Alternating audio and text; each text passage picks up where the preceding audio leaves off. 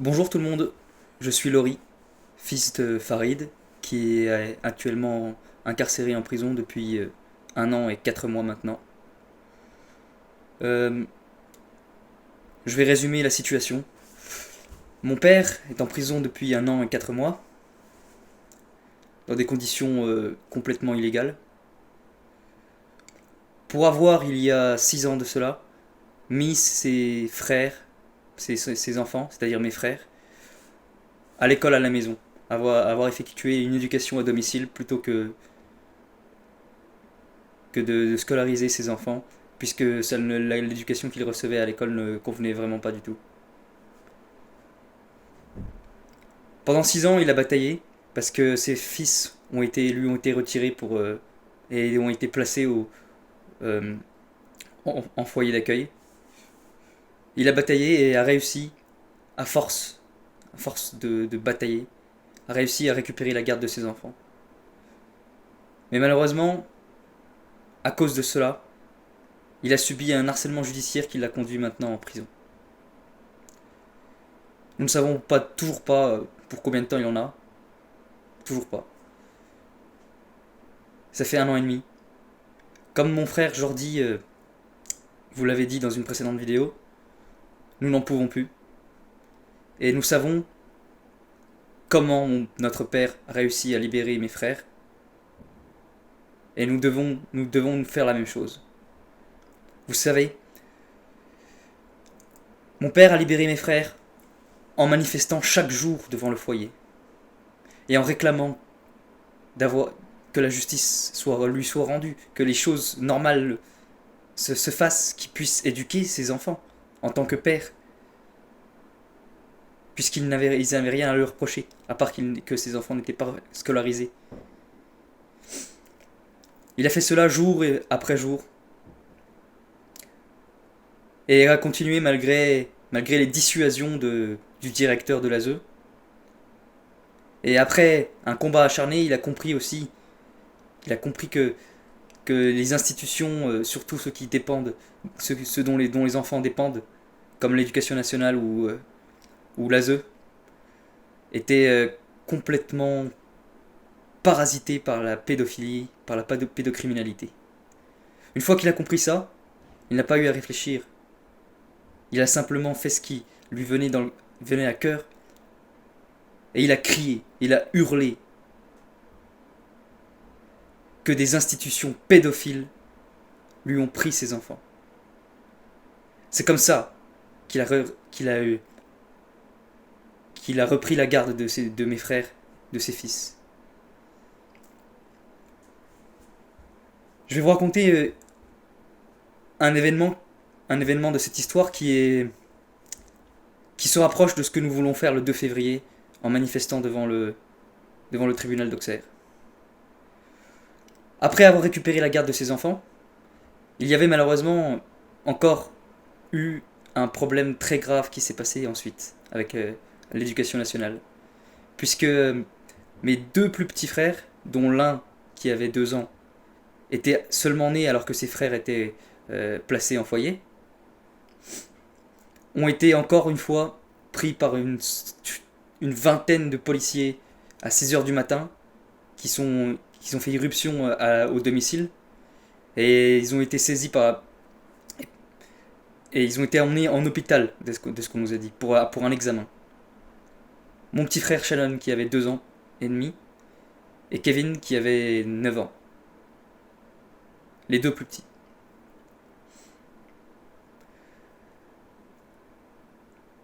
Nous avions ensuite reçu un courrier de la justice qui nous donnait rendez-vous qui nous convoquait à une audience.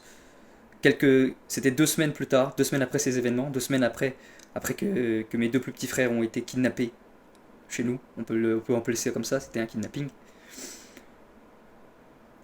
Une audience du coup pour déterminer du sort de mes deux petits frères, si peut-être ils allaient aller en foyer ou autrement, ou peut-être qu'ils allaient nous être remis.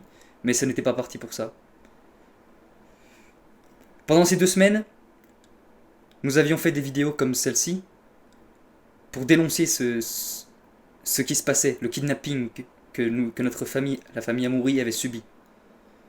Et avions demandé à ce que le maximum de personnes, ceux qui se sentent touchés par notre affaire, écrivent des lettres au juge pour enfants, au tribunal, pour dénoncer tout ce qui se passait. Pour leur dire que nous sommes au courant que vous êtes en train de kidnapper et de faire du mal à des enfants innocents. Pour aucune raison valable. Le jour de l'audience, nous avions aussi été accompagnés par une dizaine de personnes qui avaient été touchées par notre affaire, et dont je remercie encore aujourd'hui. Devant le tribunal, le jour de l'audience, accompagnés de ces dizaines de personnes qui nous suivaient, nous avions refusé, mon père avait refusé de venir à l'intérieur du commissariat pour participer à l'audience qui avait lieu. Il a simplement exigé qu'on lui remette ses enfants au pied du tribunal, sans aucune condition. Nous tous, moi-même compris, nous étions extrêmement perplexes et nous ne savions pas ce qui allait se passer. Nous pensions peut-être même que mon père faisait une erreur de ne pas se présenter à l'audience, puisqu'il n'avait pas les chances maximum de son côté pour prouver, pour avoir la garde de ses fils en fait. Devant le juge, on s'est dit que peut-être que le juge ne serait pas content et ça dépendait que de lui, il n'avait qu'à alors prononcer une peine bien pire puisque Farid ne daignait pas se présenter à l'audience. Mais c'était tout le contraire qui s'est passé. Au bout de quelques heures d'attente, et après quelques négociations avec les personnes de l'accueil du tribunal, vous savez, qui faisaient le relais entre le juge et mon père, qui voulaient nous insister auprès de mon père pour qu'il assiste à cette audience. Mon père a toujours dit non. Il a dit non, je resterai devant le tribunal. Je ne veux pas parler, je vais dire les propres mots que mon père a dit, je ne vais pas parler à des connards. Je resterai devant et j'exige que mes fils me soient remis. Ou bien, la justice de Dieu en répondra. Et si ce n'est pas la justice de Dieu qui en répondra, ce sera ma propre justice. Et advienne que pourra. C'est comme ça qu'il a parlé. Il faut savoir qu'il n'en pouvait plus et qu'il n'aurait jamais accepté que ses fils lui soient vraiment repris pour de bon, une deuxième fois. Et c'est alors, croyez-le ou non, que mes frères sont sortis du tribunal dans les bras des infirmières et nous ont été rendus sans aucune condition. C'est comme ça que cette affaire avait été finie.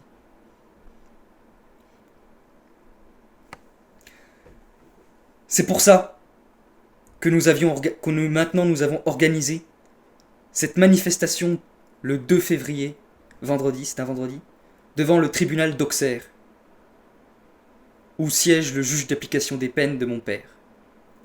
C'est pour cette même raison.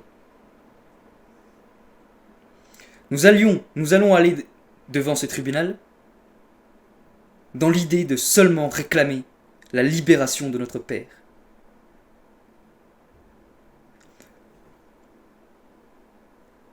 Je sais que beaucoup d'entre vous nous disent de nous défendre du côté judiciaire, de prendre un avocat. Nous avons tout essayé. Nous avons essayé aussi ces démarches du côté-là. Mais nous avons remarqué que les avocats sont là simplement pour négocier avec la justice en quelque sorte. Et non pas pour nous rendre ce qui nous revient de droit.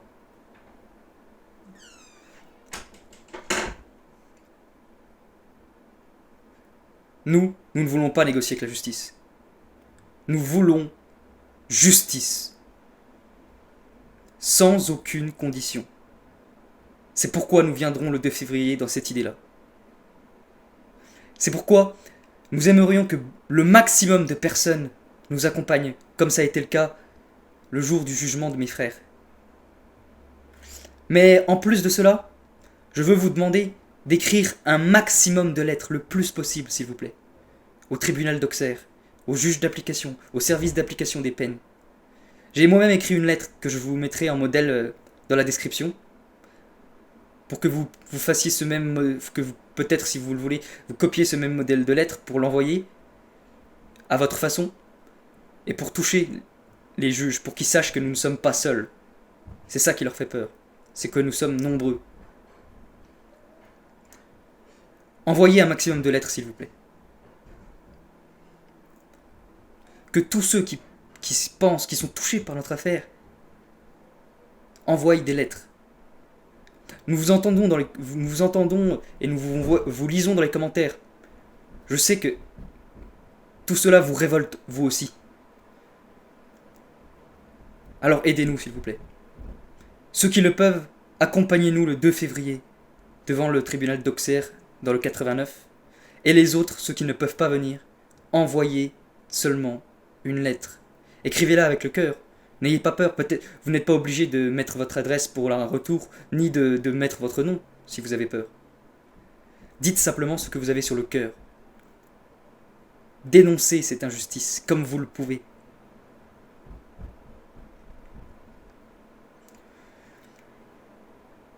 Quelqu'un m'a dit que les vieux doivent se sacrifier pour les jeunes dans ce combat, puisque les vieux ont déjà vécu leur vie, et que les jeunes, eux, ont leur vie devant eux, et c'est pour eux qu'on doit se sacrifier.